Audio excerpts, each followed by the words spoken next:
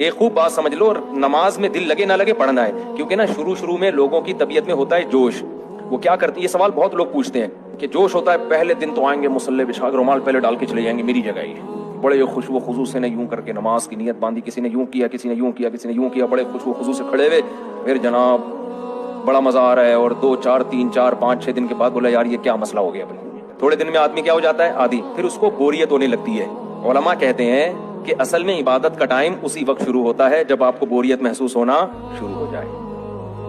اصل میں تو ٹائم اب شروع ہوا ہے. تو جو آپ کی طبیعت میں جوش تھا نا نماز کا, دعاؤں کا, وہ تو ہو گیا. اب جب آپ کو بوریت شروع ہو رہی ہے, دل میں اکتاہٹ ہو رہی ہے, اب اصل میں عبادت کا ٹائم شروع ہوا ہے. تو اس لیے کام کو فوکس کیا کرو, اس کو فوکس نہ کیا کرو کہ میرا دل لگ رہا ہے یا نہیں لگ رہا, مزہ نماز میں آ رہا ہے یا نہیں آ رہا. کام کو فوکس کرو, جو اللہ نے ڈیوٹی لگائی ہے, ہم اس اللہ خوش ہوتا ہے